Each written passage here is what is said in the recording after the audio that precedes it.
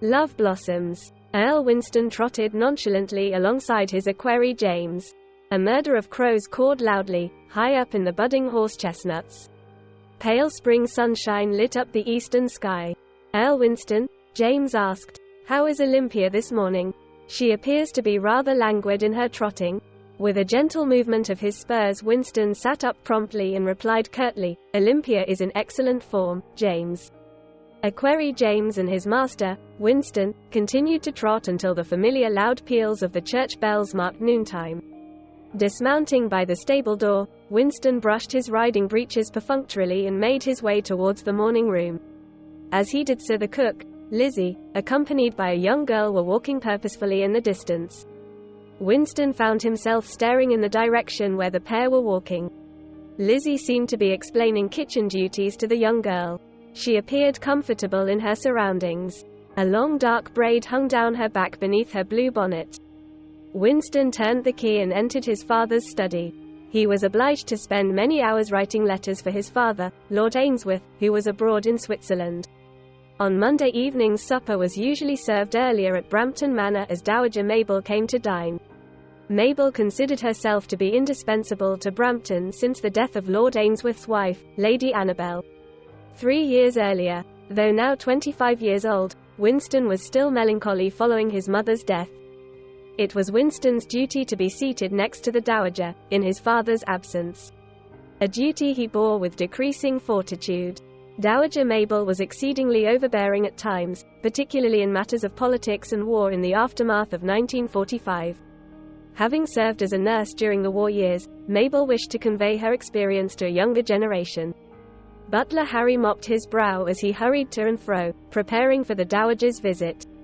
The silver cutlery, a family heirloom from the Dowager's grandfather, shone particularly bright on the mahogany sideboard. "Winston," the Dowager began, "how did Olympia fare today? Was she a little tardy?" Winston was relieved that the topic at dinner this evening was rather benign.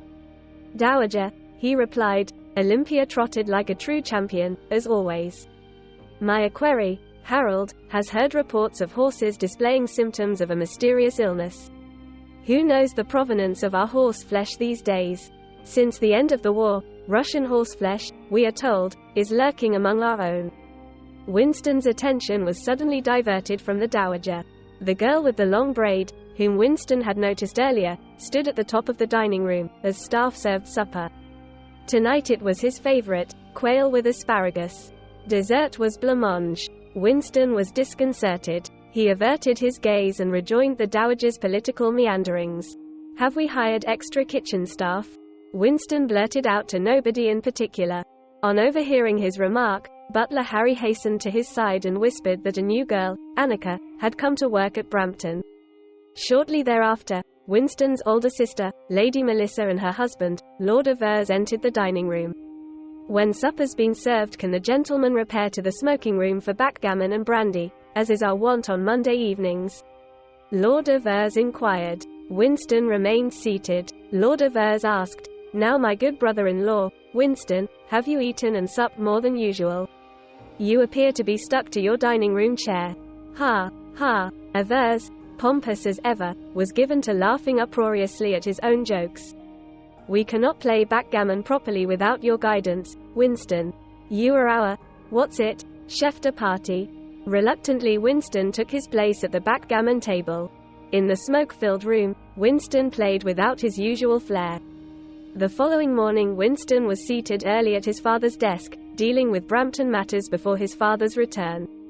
There was a loud knock on the study door. "Enter," Winston called out brusquely. Butler Harry entered the study and proceeded to inform Winston as to the new girl, Annika, hired to assist the kitchen staff. "Earl Winston," he began, "it is my duty to advise you that we have hired a new girl, Annika, to assist the staff in the kitchen. Margaret, who has been in Brampton for many years, is moving up north with her new husband, Michael. Her husband works in the mines. Annika was born in Russia. Her family was separated in the war.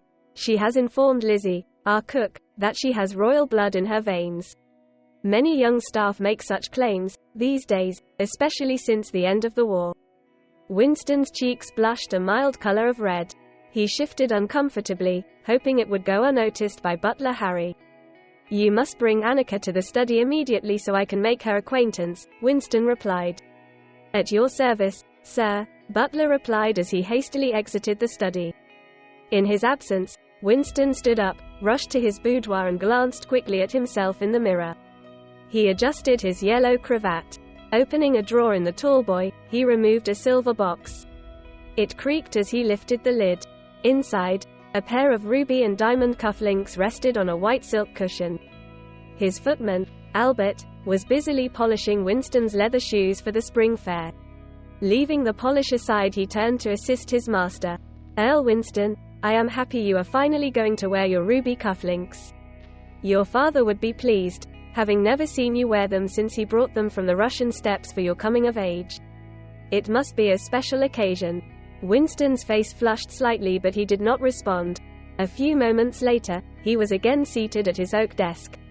A knock on the study door alerted him to butler Harry's return.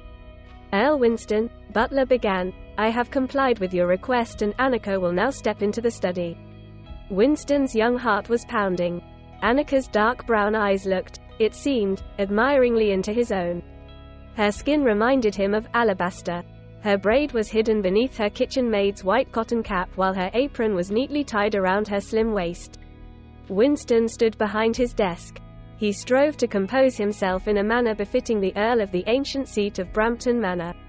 Clearing his throat, he began, "Annika, I welcome you to Brampton Manor on behalf of my father, Lord Ainsworth, who is abroad on business in Switzerland." "They are kind, sir," Annika replied. "I see you wear Roos gems on your sleeves."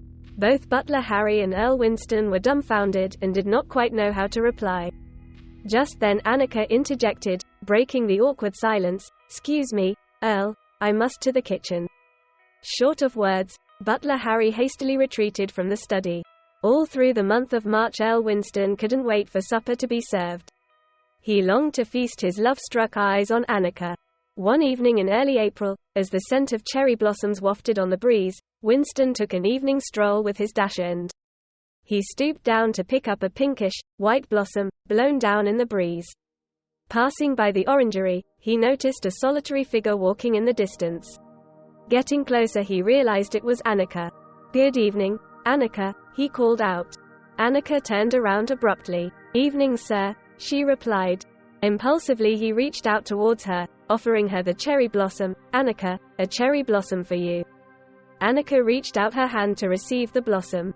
As she did so, Winston took her hand and placed a gentle kiss on her palm. The young pair stood holding hands by the orangery. "Annika," Winston blurted out, "my heart is yours since the first day I saw you at Brampton Manor." Annika's reply was carried away on a blustery spring breeze.